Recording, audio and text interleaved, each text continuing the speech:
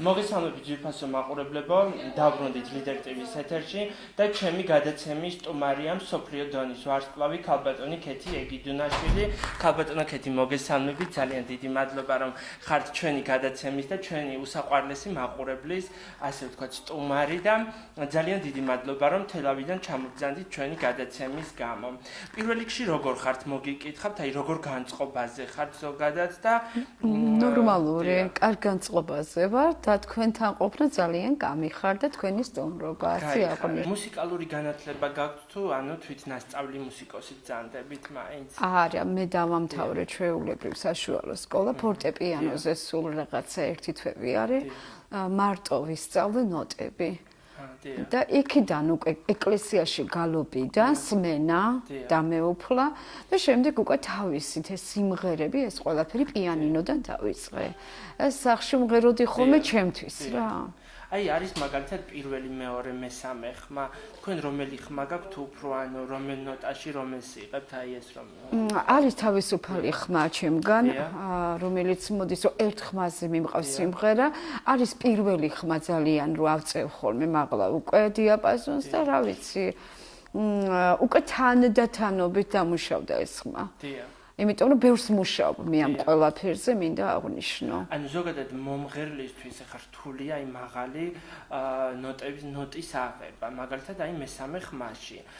და ანუ ზოგს ახლა ყელიდან სიმღერა უჭირს, ნუ ამისთვის საჭიროა მოცლი დამღეროდეს ადამიანი, ანუ შინაგანად უნდა მღეროდეს, ეს არ არის მარტივი, იმიტომ რომ ახლა მე ზოგადად მაქვს ჩემი სიმღერები, თუმცა მე არ ვარ მომღერალი, ასე რომ ვთქვათ, პროფესიონალი მომღერალი არ ვარ, თუმცა მეც მღერი ასე რომ მაქვს ჩემი სიმღერების და მე აუცილებლად განახილ ჩემს სიმღერებსაც. ანუ თქვენ შემთხვევაში როგორ ხდება? ანუ თქვენ შინაგანად მღერი ხართ თუ ყელიდან მოდის ეს იოგები, ანუ როგორც მომღერალი? კი ბატონო, არა, მე მღერი ვარ, მე მიყვარს მუსიკა, ასე ვიტყვი და ჩემს სამსახურზე ვარ და პროფესიაზე შეყვარებული და ის რაც იწყება ჩემი სიმღერით, ის ქართული რეპერტუარი მოდის შინაგანად, მთელი ტემპით. ანუ ეს მოდის ორგანიზმიდანაც და მოდის გონებრივათაც, რა თქმა უნდა. თქვენი რეპერტუარიდან აი ყველაზე მოთხოვნადი სიმღერები რომელია, რომელსაც აი საზოგადოება ძალიან ხშირად გთხოვთ, აი მაყურებელი მაგალითად, რა სიმღერებს ითხოვს უფრო ხალხი, აი ტოპ 3-ეული მითხარით თქვენი? კი ბატონო, ვიტყვი, ამ სიყვარულს შესახელს ვარქმე, გვახალისებს ეს მზიანი დარიხო ეს იუბილეებზე, კახეთო და რუსული რეპერტუარები. აი რუსულიდან მაინც რომელი სიმღერები აქტუალური, რომელსაც ქართული საზოგადოება გიკვეთავთ თქვენ და ითხოვს? შუბუტინსკის მაჯაჯა, ჟილონაია მაია, ასევე არის ის მილიონ ალიხროს ეს უკვე იმდენად აღარ. მე მაინტერესებს, მე როგორც ვიცი, თქვენ გაქვთ სოფლიოს ქალაქებიდან მიწვევა, ნიუ-იორკიდანაც გაქვთ. ანუ საქართველოსდან დაიწყო, ხაშურიდან მაგალითად, შემდეგ გაჩნდა აი საქართველოს ფარგლებს გარეთ უკვე, იყო ნიუ-იორკი, იყო მოსკოვი და ისრაელიდანაც ფულს მირიცხავდნენ და თვითონვე ყველაფერს გამოყოფდნენ ტრანსპორტირებას. ჩავსულიყავი სასტუმროში მოსვენებას, ყველა ხარჯი გადაიხდებოდა, მათ უნდათ რომ მე იქ კონცერტი ჩამეტარებინა. რა თქმა უნდა დიდი სიყვარულით მოვიკითხავ ჩემს ემიგრანტებს. პროგრამის წაყვანაც დავიწყე უკვე.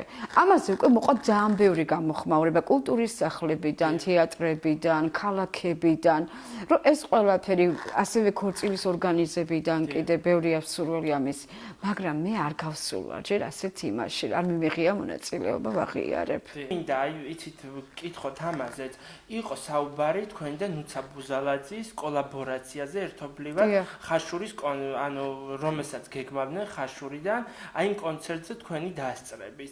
აი ამასთან დაკავშირებით რას გვეტყვით? შედგა თუ არა თქვენი კოლაბორაცია, იყავით თუ არა ჩასული და გააკეთეთ თუ არა ერთობლივი სიმღერები ნუცა ბუზალაძის? არა, არ გამიკეთებია და ამაზეც გაგცემთ პასუხს, რადგან მე არ მithქვია, არ შემთანხმებია მერია, არც ნუცა ბუზალაძე. ეს იყო ეკაუთი, მე როგორც დავაკვირდი ამ ყველაფერს და არანაირი კონცერტი ჩემი არ იგეგმებოდა, უბრალოდ ხალხის მოთხოვნა იყო.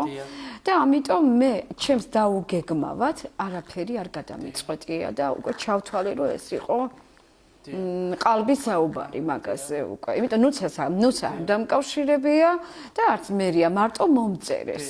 ეკაოთის იმით. თუმცა მე ვნახე რომ აი ხაშურში ძალიან ისე სხვადასხვა გვერდებზე, დიდ გვერდებზე იდებოდა